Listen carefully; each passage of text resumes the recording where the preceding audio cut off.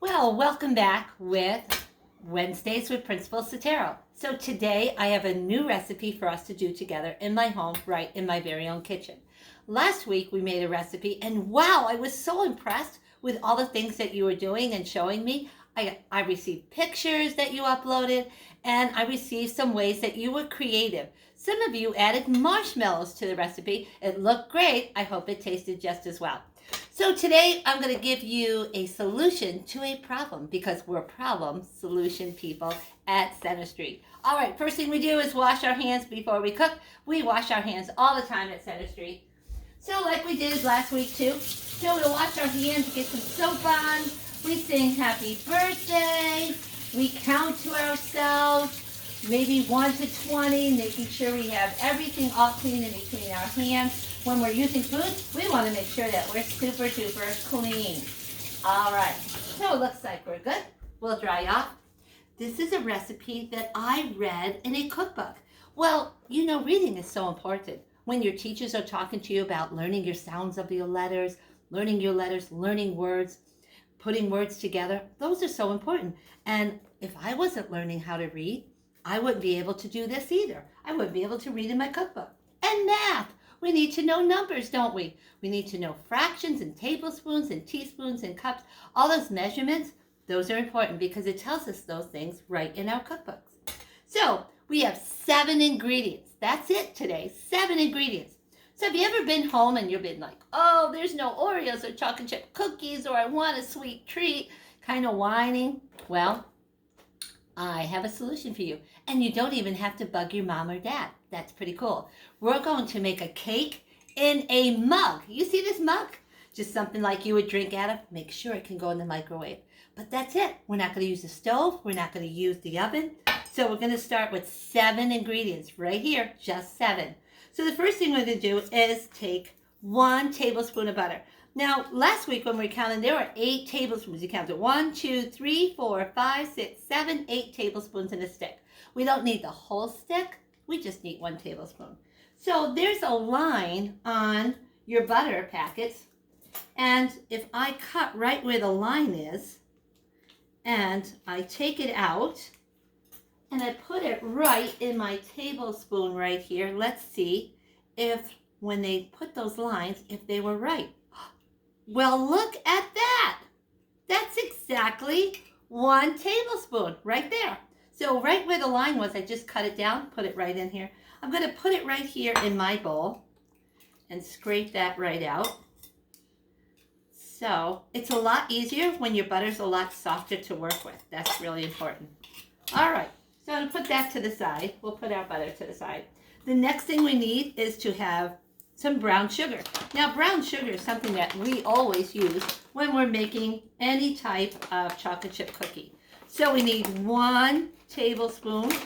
So remember, we have to pack down the sugar, the tablespoon. Remember, like last week we were talking, oh my, it's like packing a snowball. You know, when you have that snow you're packing. So here it is. It's right in our tablespoon. I'll scrape that out. And then we also need another one, but not a tablespoon. We need just a teaspoon. So here's a teaspoon. That's a lot smaller than a tablespoon. So we need 1 teaspoon. So I'm going to pack that down, make sure it's in there. Just like that, see it formed right to my teaspoon. I'm going to stick that in there, and then I'm going to just make sure I scrape off the sides. And there it is. I just have 2 ingredients here, butter and brown sugar. Now I'm going to put this in the microwave for just a little bit so I can stir it. And so I'm going to stick it in here, and we're just going to put it in. I'm going to hit it for 30 seconds, but we're going to count only half of that. So I'll put 30. Do you know how much half of 30 is? That's right, 15. 15 and 15 make 30. So let's see, here's 30. Now we got to get to the number 15. That's half of 30. So a lot of times when we're using recipes, we have to know halves of things and quarters of things. Oh, we're getting closer, aren't we?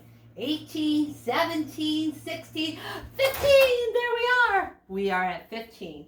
Let's take it out and see. Oh, it's perfect for us to stir. Let's take a look. Oh, just the right amount, wasn't it? All right, so now I'm stirring it so it's nice and soft. and all the butter is blended. That means blended means it goes right back together. It goes together.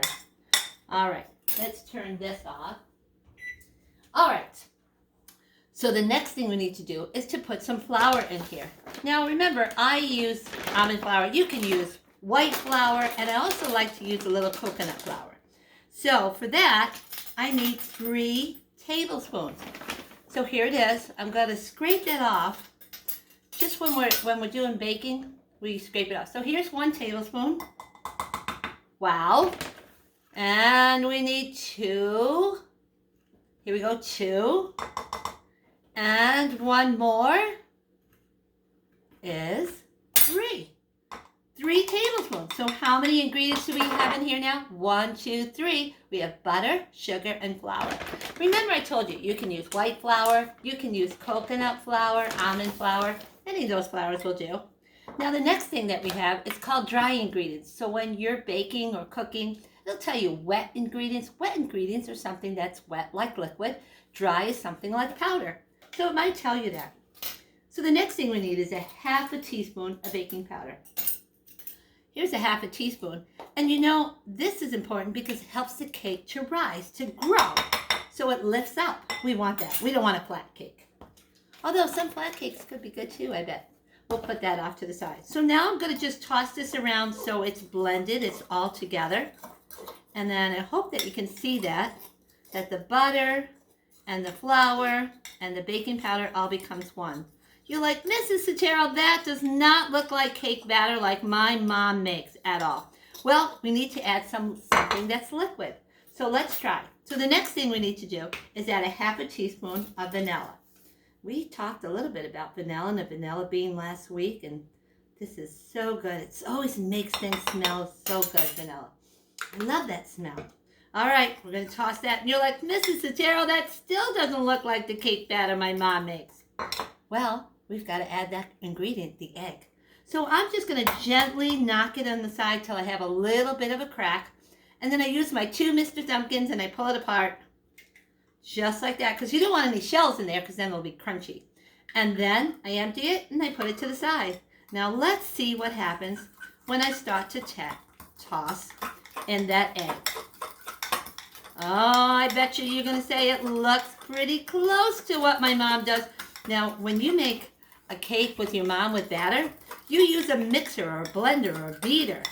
Well, we don't have to do that because we're only making a recipe for 1. That's just for you. So what would you have to do if you had to make this recipe for you and a friend? You'd have to double it. You have to know your doubles rule. Do you remember in 1st grade? Doubling rule? 5, you double 5, it gets 10. You double 10, you get 20. Do you see why everything you're learning in school is so important? Well, if you were going to make another recipe for 1 for you and 1 to share, you'd have to know your doubling rule. All right.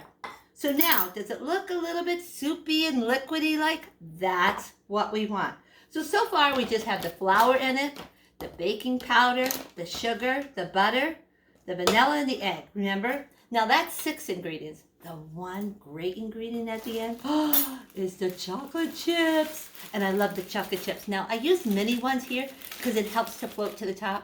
Sometimes they sink in the bottom and that's okay. Now, I use this spray. You can use any kind of spray pan. So I'll move this over so you can see it. So I'm just going to spray inside because I don't want my cake to stick. So I just spray it all the way around. You can use any type of spray you have, but it has to be cooking spray. You know, it can't be any spray you have in the house. Just make sure you're using cooking spray, right? Because this cooking spray is like an oil, baking, cooking oil spray. So now you see it? There we go. Now I'm going to sprinkle some chips on the bottom. They tell you in the recipe, oh, you'll probably want a tablespoon or 2 of chips. I'm going to use a little bit extra because I love chocolate chips. Don't you just love chocolate chips? I love chocolate chip ice cream. So I'm actually putting in 2 tablespoons. That's a lot, but it's going to make it extra chocolatey on the bottom. So we'll move this to the side. Get rid of that. And the next thing we want to do is put all of our liquid goodness, there's our batter, right into here. That's it. Can you believe it? Oh, you know what? I'm having a hard time getting out all of this with my fork. So maybe the fork is not the best thing to use at the end. I need to scrape out the side. So I'm going to get myself a nice little spoon so I can scrape out the rest. And that helps. Remember, we don't want to waste anything. And look at how much batter is on the side if we didn't scrape it all out. You know how your mom sometimes she uses a spatula sometimes to scrape it out? So right now, we only need to use this little spoon. So we had a lot out. Now, I want you to look inside. It's only like, about a third of a cup in there. That's it. Can you believe it? Now it's going to rise up, and let's see what happens. We're ready to put it in, and guess what? We only have to put it in for 1.5 minutes. That's 90 seconds. Are you ready? All right, here we go. We're going to put it right in the middle. That's 1.5 minutes. That's 90 seconds because we know 1 minute is 60 seconds. So 60 seconds plus 30 seconds equals 90 seconds. That's 1.5 minutes. So I'm going to move this to the side, and I'll put this out here so we can have something to show you. And in 1.5 minutes, we're going to have a cake. So exciting. Didn't take us very long, did it?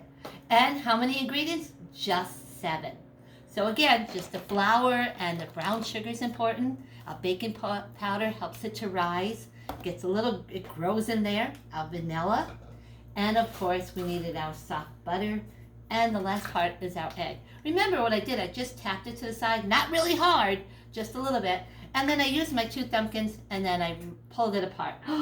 We're almost there. Can you believe it? I can't wait to show you what it looks like. But remember, boys and girls, reading and math is so important, isn't it?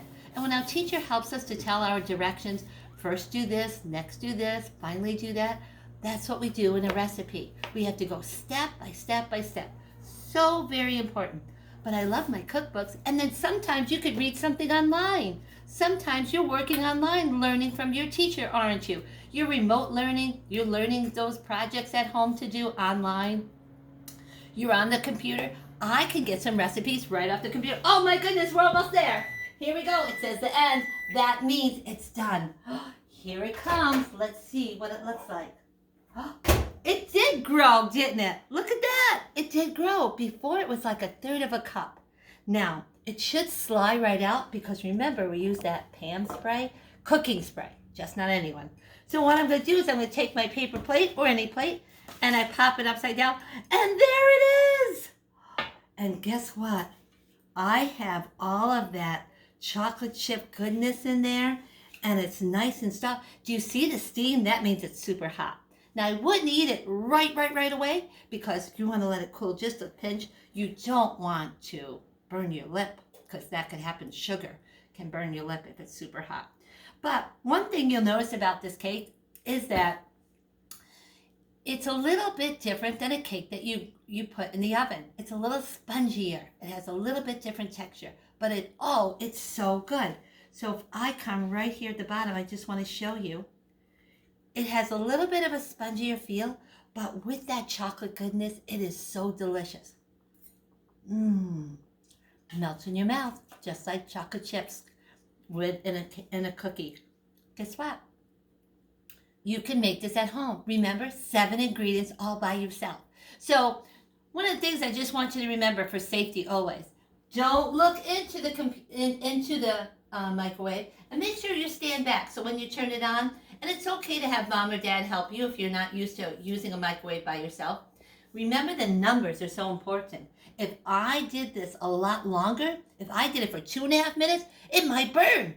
And you might smell that cake and it wouldn't smell as delicious as if you did it exactly what you need. Now, if you find that you need to change it at all and say, I want to add 10 more seconds, it's okay to do that as you're checking it. But just make sure that you're looking not to burn it. But I usually always use 90 seconds and that helps me. Well, that is all we have for today. I hope that you had a really great time.